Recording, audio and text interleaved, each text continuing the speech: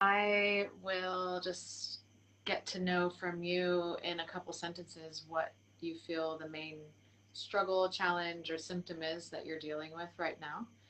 And then I'll take a few minutes to quietly do that scan of your blueprint. And what I'm doing is listening in for what in your world, combining your body's nervous system communication, your energy body system, what is kind of floating to the top and wanting to be seen and heard. And so that's, I'm just picking up what's already ripe and ready and showing itself to me. This is definitely a healing with situation, so that the collaboration is in your willingness to be supported and my deep listening. There's enough kind of tension in the spiritual community around healers or not healers, or, you know, this spectrum of what is even understood by using that word. But it's important because we're wanting to work outside of a codependent framework, which believes that somebody's in power and the other person's not.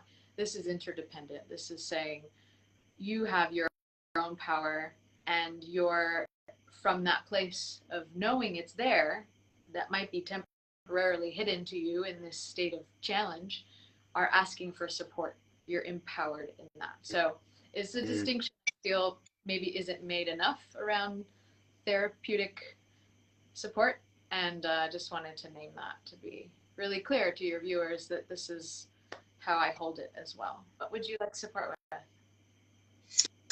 So when I woke up today, I was feeling very like this emotional heaviness, like a sadness inside of me. And the weather today is grey, and when it's grey like this, I tend to feel sad and subdued. And there's a sense of like, oh, things aren't going to go well, you know, a feeling of despair within it. It's like a heaviness and a sadness. I feel it in my sacrum mostly, like a tension there. It feels like it's just like tight and blocked.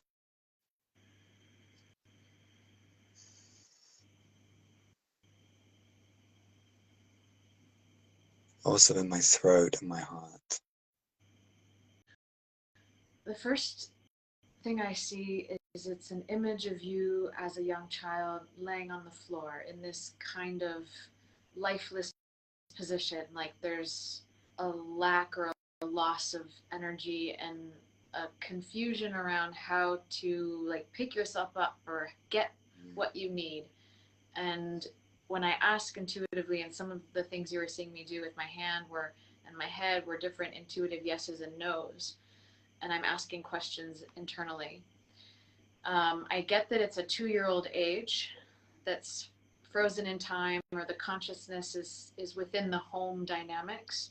Sometimes I'll get that it's within school, so more social, relational, or um, somewhere else entirely, collective, relational. But this is more familial, like your primary relationships, which suggests that it's attachment based. You know, how do I get love?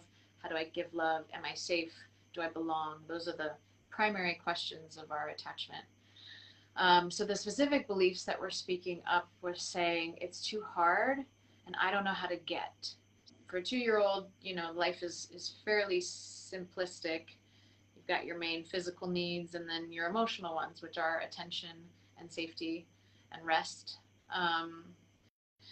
And the sense I get is that there's a fear here. There's a helplessness at the sacrum, and fear, helpless, confusion. They all are kind of culminating at the throat, and this is where there's an intersection into ancestral belief systems that are parallel to yours or inherited. You know, it's too hard. I can't get what I need. Dot dot dot. And that seems to be coming through on your mother's side. So your grandmother, her mother. Um, so I'm going to pause there because I get that that's a good place to stop. And I want to also mention, as you've taken in this information, what I start to notice in listening to you is that something gets tight around the belly. Mm. There's a kind of welling up of a grief, sort of kind of a fog rolling in. There's a grief. I start to feel it even more now that I mentioned it. And so it's kind of rising up. Yeah. And then the fear starts to get permission to be felt. And that also starts to show up here. So you're going to notice me at times animating or showing what I feel as a reflection of you because I'm a super empath. So I'm like here feeling it with you, and that validates and is part of the healing that happens in presence with another nervous system. So I'm adding some of this extra explanation for your viewers and also for however it supports your inner child to know, hey, we're here for you. And I hear you, I feel you. And that also creates a sense of relief. So there's times when I'll be mirroring or being with what I feel happening in your system. And so, yes, please let me know how that all landed and what it's starting to spark in you. Yeah.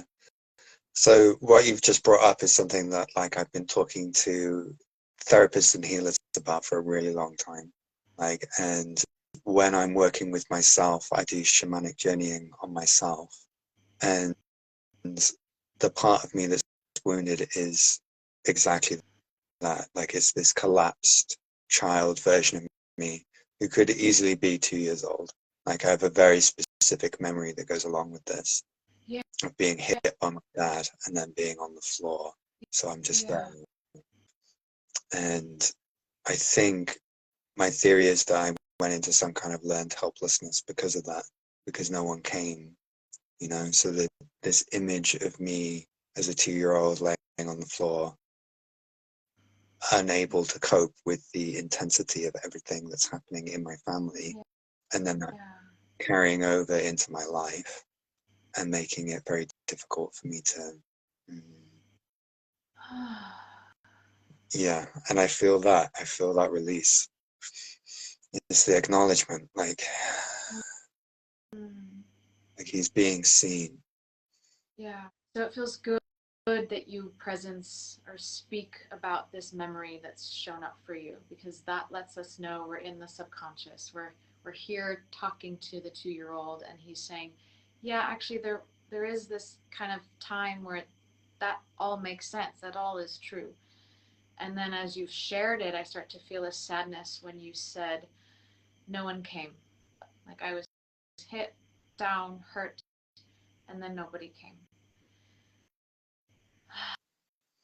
And the learned helplessness that you've recognized coming from this relational trauma is also important that you're speaking to, because it lets us know part of your compassion is here to recognize, it wasn't my fault. I was a 2-year-old, and I learned something about life from that moment, and we're going to keep kind of calling on this side by side part of you that can be compassionate and can feel me feeling you, that oh, I'm hearing you, is important too.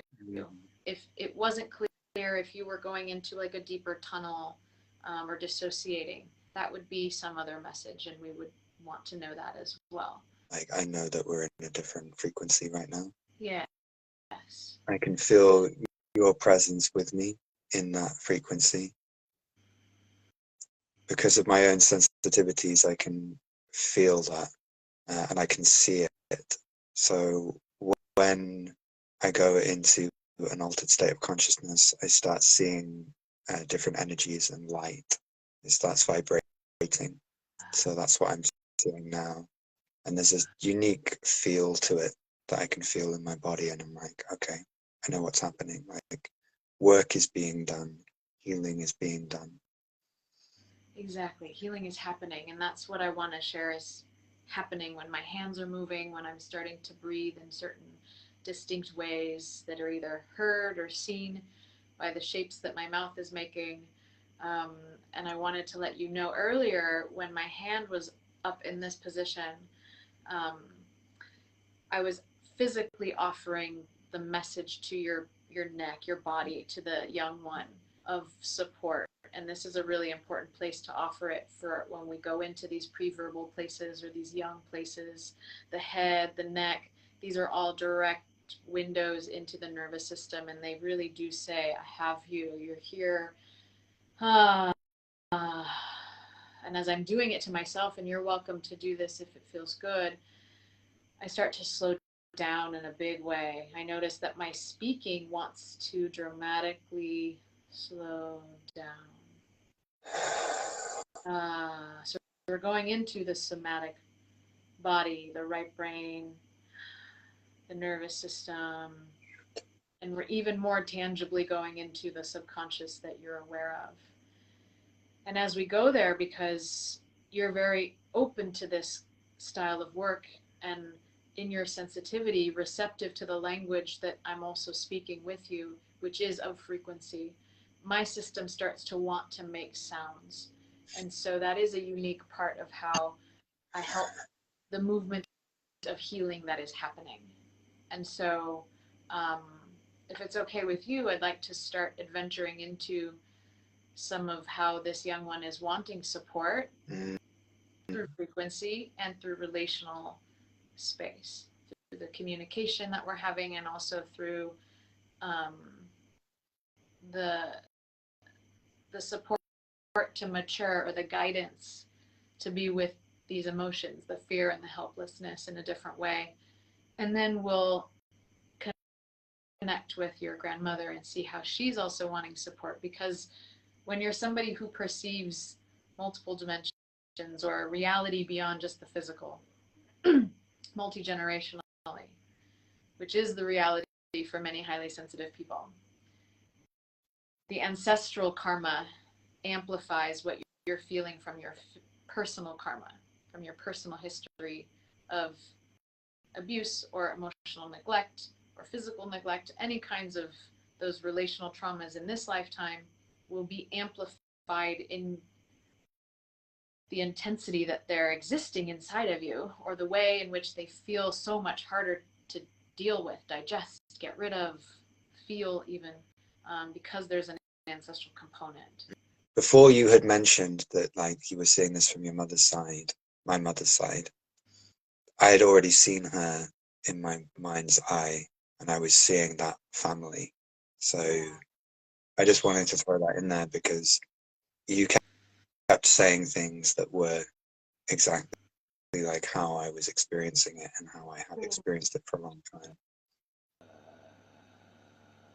Yeah, thank you for affirming what's also true in you. Yeah. So the dragons are coming online, and they like to make a very unique sound through me.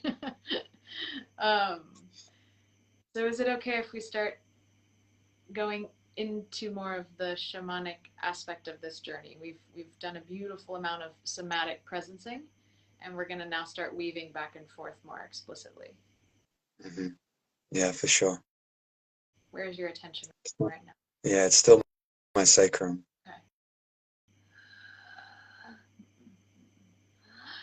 So we're going to start there, and as I bring my attention there,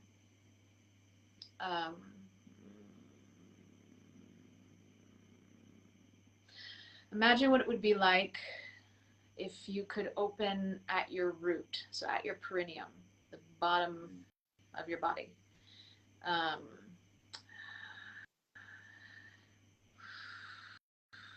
A drain, like you could just slowly unscrew or open this area that's going to start to perhaps drip, perhaps drain some form of energy.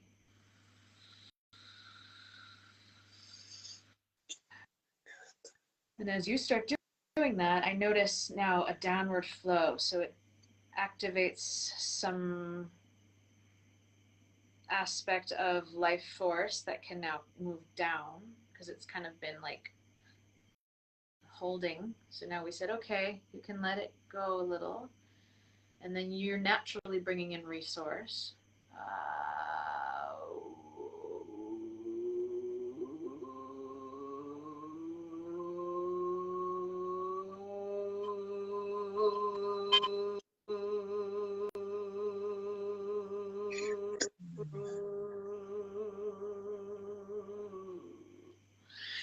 And as I'm making the sounds, I'm having these like full body shivers. And I want to invite you to put your hands on your legs, part of the stabilizing of your physical body and also connecting the top and the bottom.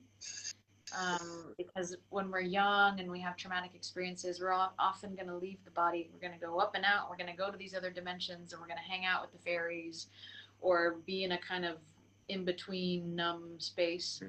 And so we just want to let your body know, like, the top is here. I'm here with you. And the legs are some of the biggest, muscles on the body. So you can perhaps rub it or just squeeze it, just letting your parts know that at some point got so confused and helpless that they forgot they had a body because it wasn't safe to be feeling all of this in the body.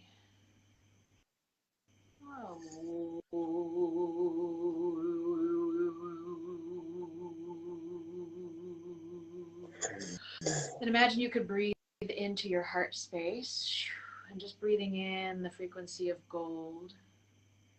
The soft, soothing, strong gold. Yes. We're at 10 minutes. Thank you. Yeah, we're at 20 now. Right. The 10, I heard you telling me the next 10 was up. Thank you. Oh, really? Well done. Very good. And then I looked at the clock and I was like, oh, cool.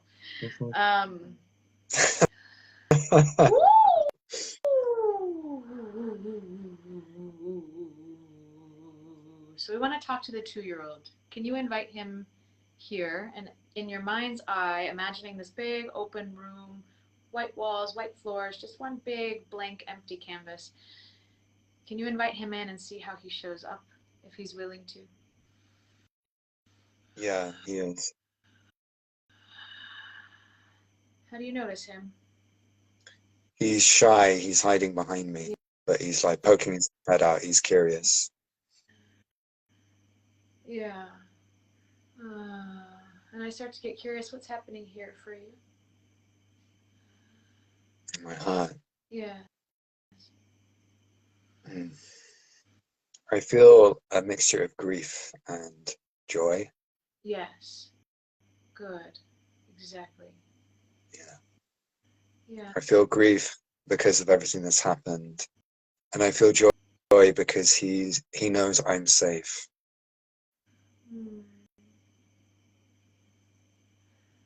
Is it okay for us to feel that grief together? Mm-hmm. Yeah. So I have one hand on the back of your heart and one on the front. And we're just going to breathe with him and letting the grief melt. If it does so in tears or movement, or just feeling it together.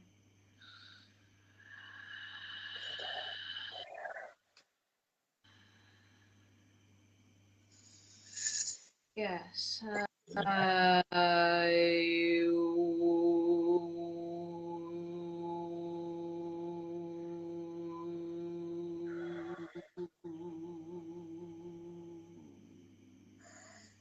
For the part of you that felt abandoned, left behind, not seen, not cared for, with you. Thank you for letting us see you. I'm so sorry you didn't get the support you needed when you needed it. And I love you.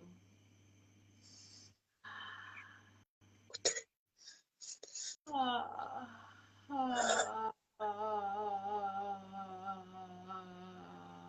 how is it for him to be feeling us supporting or seeing this grief and this joy? You okay with it? Is it too much? Yeah, Does he he's need just it? gone very soft, like he's like limp in my arms. Ah. Ah. Thank you. Yeah, I can feel a lot in my throat. Yeah, so we'll move there next. Ah. Just imagining that you could be on a mountain and seeing a waterfall flowing down, rinsing out some of this energetic grief, in the body. And then we're going to ascend a little bit more to the top of the mountain where some of the story is being held, some of the belief systems. And so bringing your attention to the back of your neck, slowly start to loosen like the cap of a water bottle.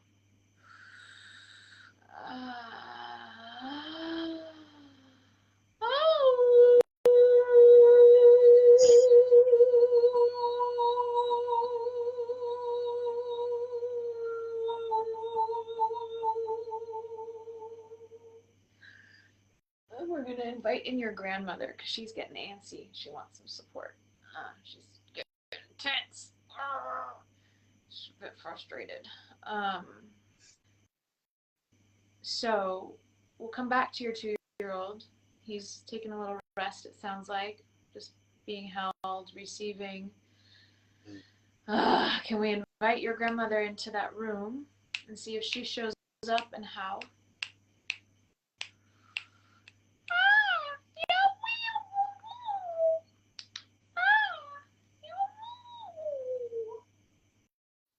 What happens now?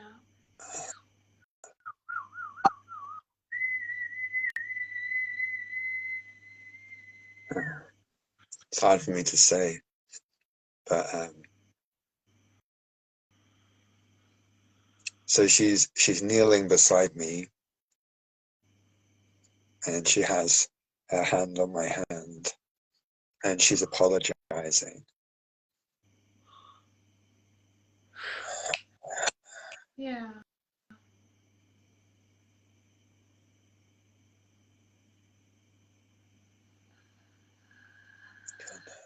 Like for passing this to me.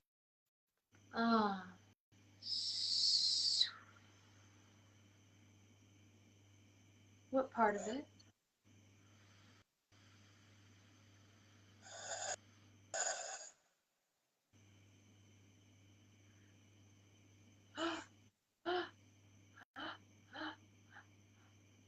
She's just like saying the pain.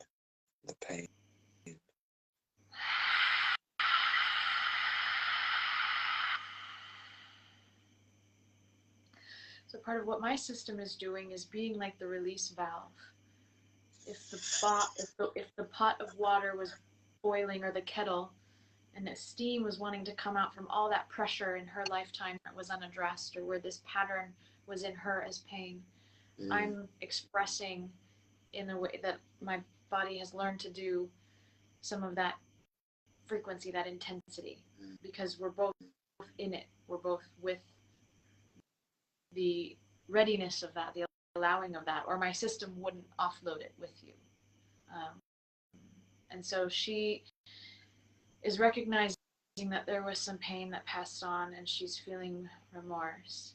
And that's her way of grieving. That's her way of coming to terms and to feeling her own pain through the compassion of another's suffering. And this is often how the ancestors show up. They're now having the chance to get perspective with you in your witness mind, with your physical body. And they're like, oh shit, like, you're right. Like, there's this, this can anchor, this can ground, we can release this. I've been kind of floating around with it in the ethereal world, unable to address it, and now we're addressing it. Oh, thank you. And I'm so sorry. And then she's processing it with us. So is there something else happening now? Does she need anything? Does she want to share some more? She's like, it's hard for me to talk. Yeah. She's resting her head on my knee. And it's like I'm stroking her hair. Yeah. It's like, it's okay. Yeah.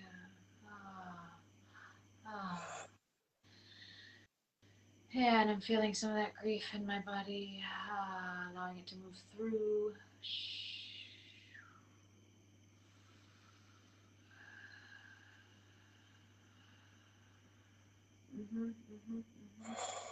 And her husband just showed up. Um,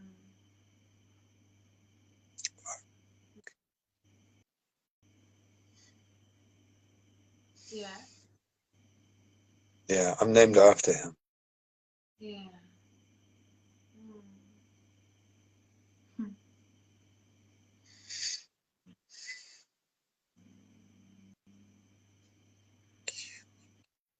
Mm.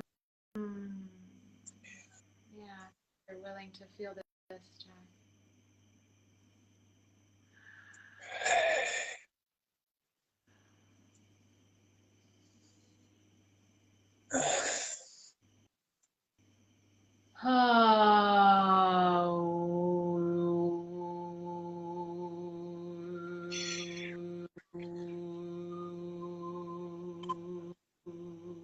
So I'm just putting some hands on your shoulder. It's some his hands as well. Yeah, that's how I was feeling it. Like he stood behind me. And so he's releasing some energy through this as well. The helplessness that he felt in relation to her. You know, he couldn't make her pain go away, didn't know how. Maybe he contributed to it in some way.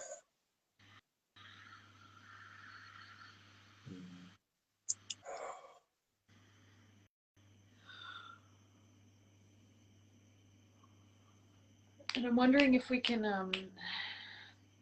speak to confusion, if confusion's here at all in your throat.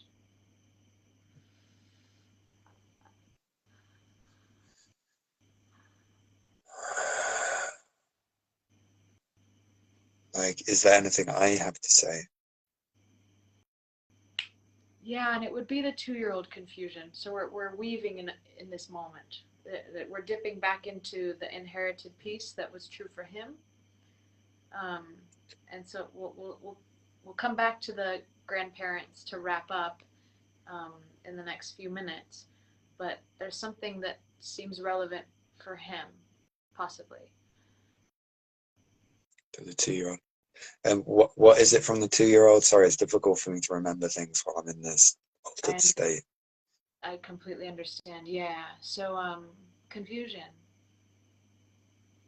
Yeah, giving voice to the confusion that he feels. Yes, if that's how he wants to share it, or maybe it's more of a sensation, and maybe that's not on your radar, so that can be true as well. But I'm just checking No, in on. there is something there. Because it's like, why? Right. Like, why are they like this? Like, why don't they love me? Why Mm, don't they love me? Why yeah. don't they want me? Okay. Yes. And therein is the belief patterning. I'm not Yeah, worthy. exactly. I And don't. what am I supposed to do Yeah. about that? Yeah. What am I? It seems impossible. Why am I And in this impossible situation? and that's the helpless.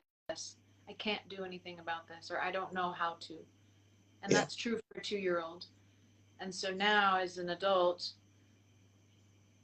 I'm curious if the 2-year-old can tell you what would he like to hear, like what would help him understand the answers to those questions. Why don't they like me? What am I supposed to do about this?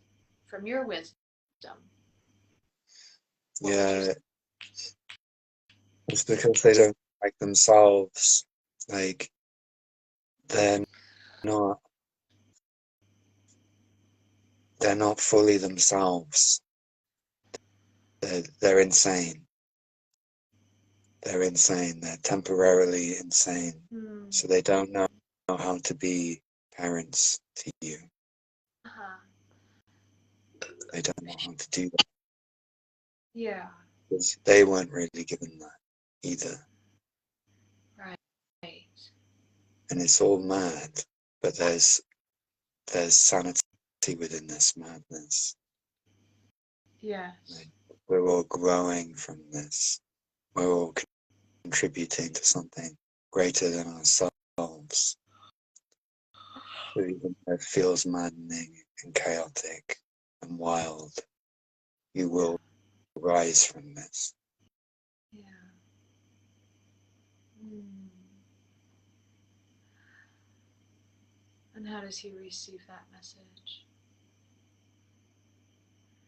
He's calming down. Uh-huh. So he heard you.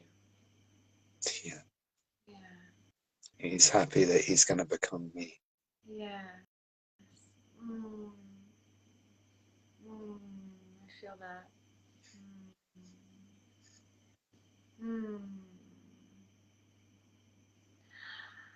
And your grandparents are happy too, because you've addressed what they couldn't.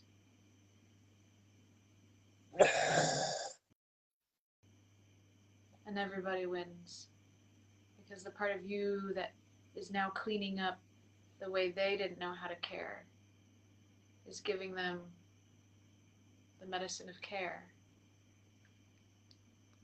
through your inner child, through you receiving that message, through your compassion. Yeah. I know how proud they are of me.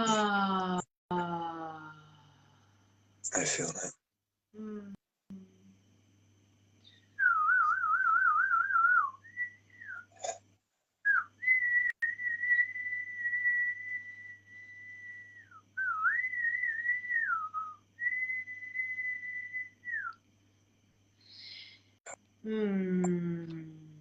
Is there anything else that your 2-year-old needs before we check in with your grandparents one last time?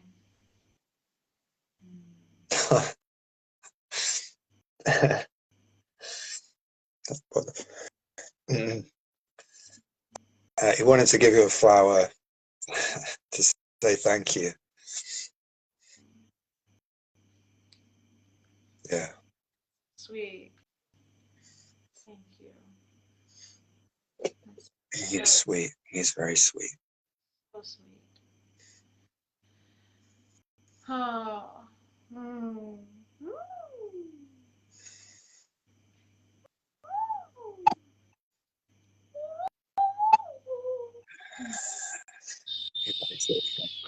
So these are the water spirits talking now, the ones who bring healing or often are participating in the healing,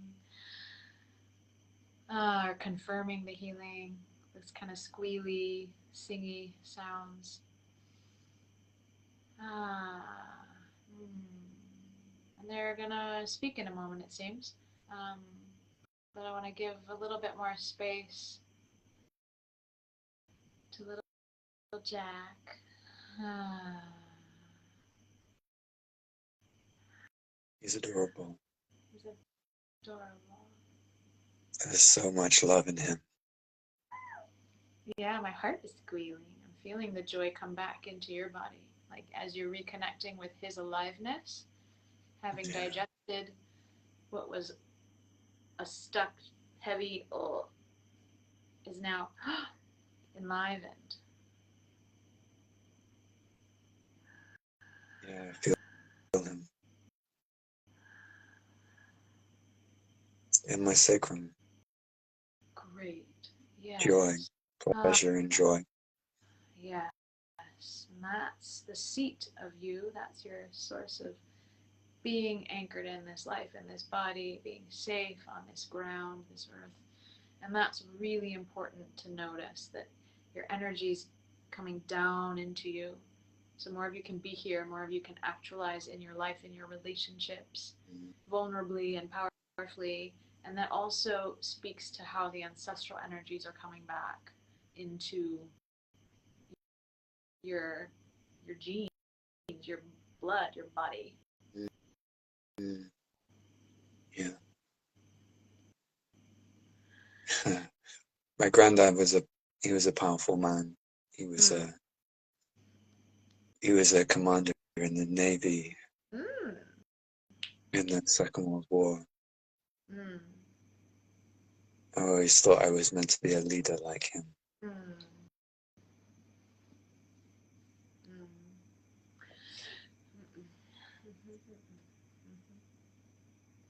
Is there anything else that your grandparents would like to communicate to you? Anything else they need or want to speak up about before we? I'm feeling in.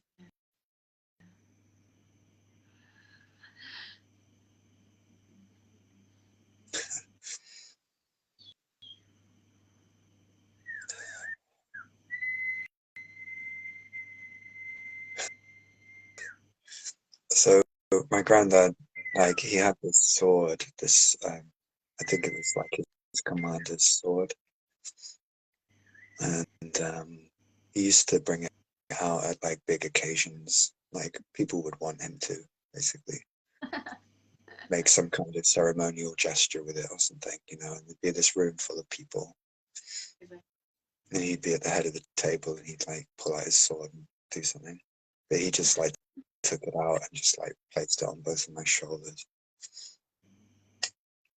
Oh.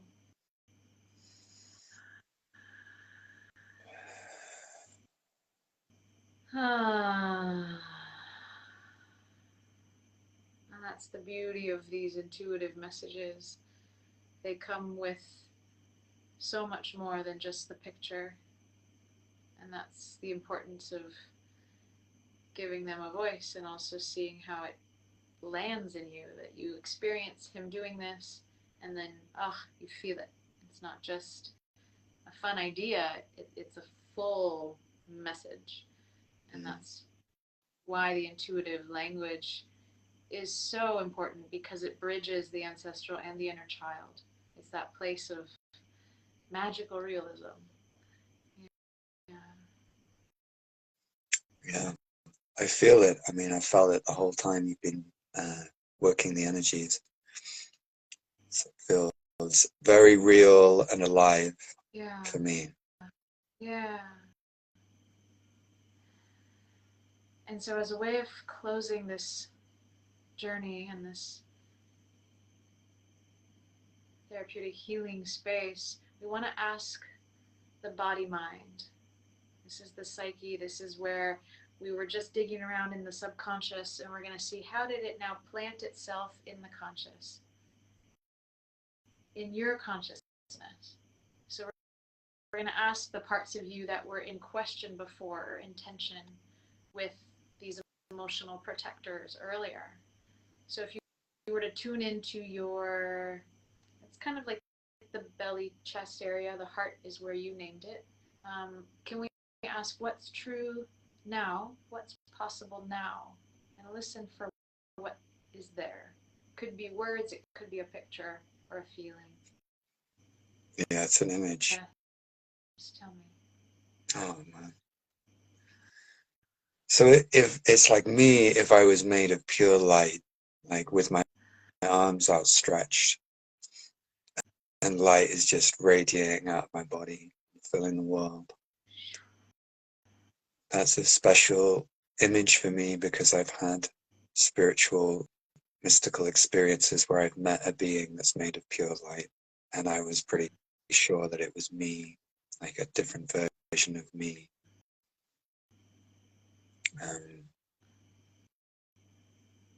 So that feels powerful for me. Yes. Yeah, I feel the resonance of truth and joy when you're speaking about this. Like you're seeing yourself in the water. The reflection is like ding ding ding, feeling the like, you see me. Yeah. Yeah. I call It it reminds me of soul giggles. It's like oh you can, good. It's like it was reminding me of like that 2-year-old self looking at me and being like, oh wow, I get to become you. yeah. And like me looking at this being of light being like, oh wow, I get to become you.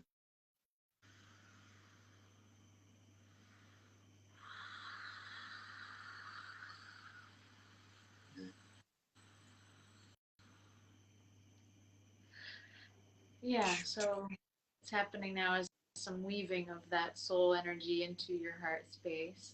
This is more of like the auric, etheric levels now we're weaving. Towards the end of a session like this, we get a bit more cosmic. Often I find that we start off personal, we go shamanic, and then we go cosmic. And that's when you know this healing is landing in reality, in the physical body. And what I found for my personal physical healing journey is that you have to start where there's tangible, tactile reality. Like, that's, we're on this earth with the body. And often healers will jump ahead and they'll go straight out to the, programs, and they'll reorganize things. But then when does it come back? So we want to start where we are and then weave it out and through like a toroidal field. We want to bring it then back, the cosmic, back into the body where there's actually space for it, because we made space by clearing the trauma. Otherwise, you're just kind of like sugarcoating it, painting it on top, and then hoping it sinks in. But now we actually opened the pores of you, and this is where your system's updating, and you're bringing in a new blueprint. And that's what the imagery is about. These codes are showing up, and that's why we ask, okay, so what's true now? So all of you can absorb it in. So let's ask then, the throat.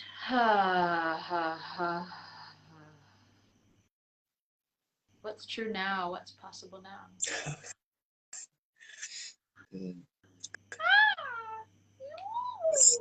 So I have these visions sometimes. Been having them years and years and years of me giving speeches in front of lots of people. That was one of the first things you told me in a voice memo when we talked. Like, Was the first things when we were like, "What's your vision?" And why are we meeting? We're soul family. And you shared this, so please keep going. I just love that it's something's coming back around it. Yeah, there's like different levels to it, like at different points in time. Like I see this image of myself at my old school on stage giving a talk there. Yeah. But there's a bigger image that I think is led through in my life, which is giving a speech like at a huge rally with thousands of people. Right.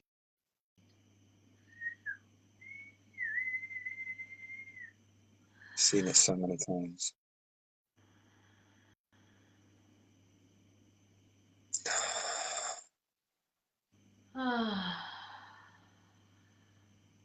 And just for the sake of translating to the viewers the relevance of these messages, what we did in the process today was addressing your attachment, the places in you in relationship to others that felt like they were defeated. They couldn't have an expression of their needs and get what they needed in return. And when there's a resolution to that in the subconscious of the part that was basically blocking the next possible version of you from being true, the resolution then welcomes the future now, welcomes this possibility where you're empowered, not disempowered, where you can help manifest your dreams and visions, not be burdened by the limitations and the thought process of a 2-year-old, which is like,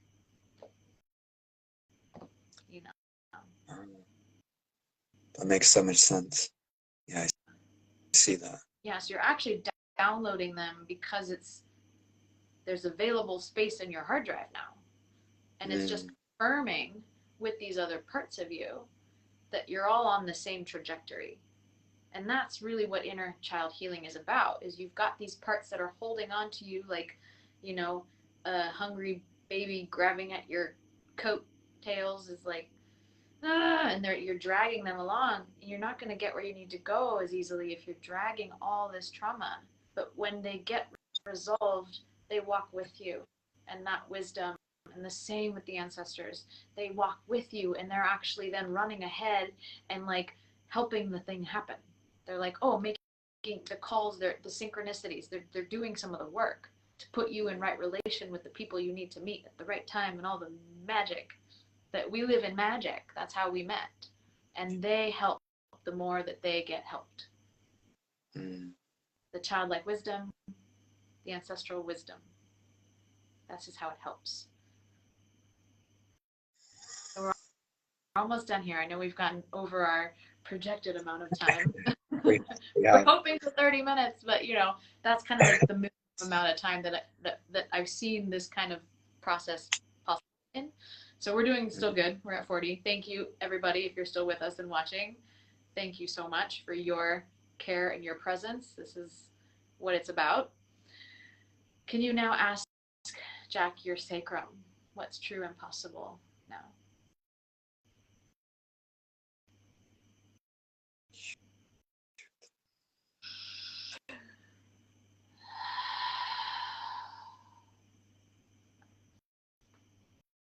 Like I'm dancing around in a spiral. Beautiful.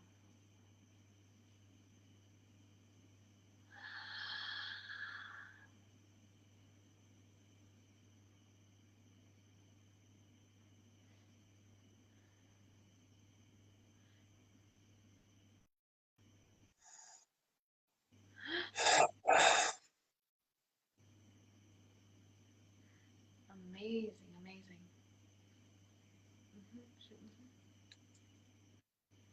And last, because he's saying he wants to contribute, what's true now? What do you believe is possible from your 2-year-old consciousness? What does he believe? Here, now, in you.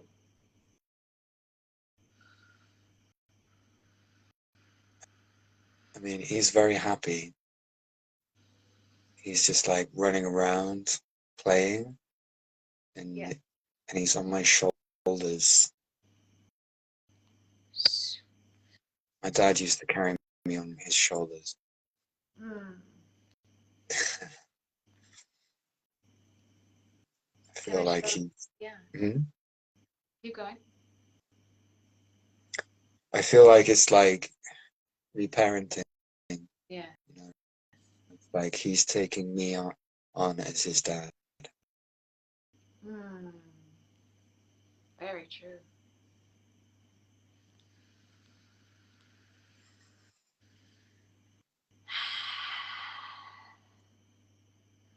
Yeah, My body's doing a bunch of a bunch of stuff in the lower chakras, just kind of being the feminine principle here, being very feminine in my essence. I tend to move as a way of communicating what I notice and feel, and so yeah, there's a lot more life force dropping into now your that's the bowl of you as you shared that.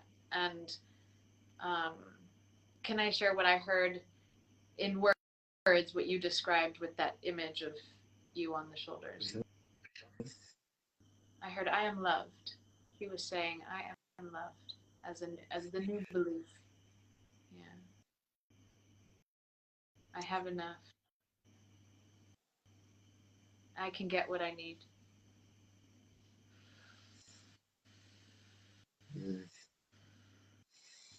I can feel that.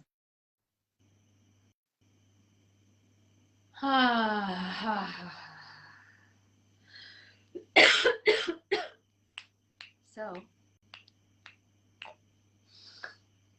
I'm going to offer some sound as a way of closing this experience and as a expression of gratitude to the ancestors,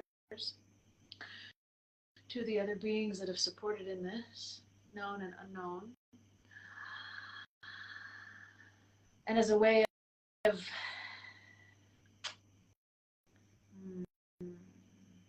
kind of putting the top coat or the glossy finish on this experience in the bodies of those who've been witnessing it, of the people who have been watching and having their parallel healing process in known or unknown ways. This sound is now to create a sense of resolution in the collective, in all of us. And this is coming from the water spirits. So we'll do that and then we'll close.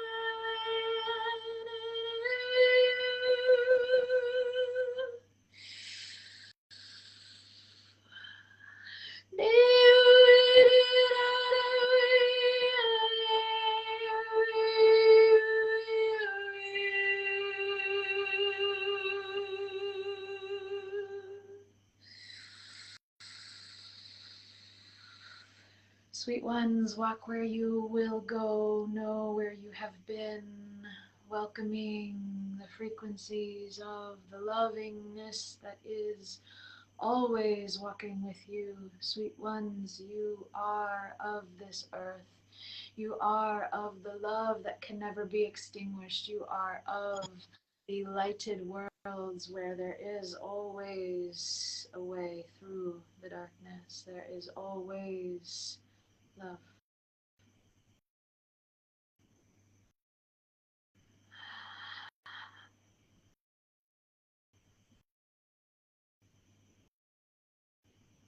Thank you. Thank you, Jay. Thank you, Thank you, all everybody. the spirits, the people joining, the ancestors.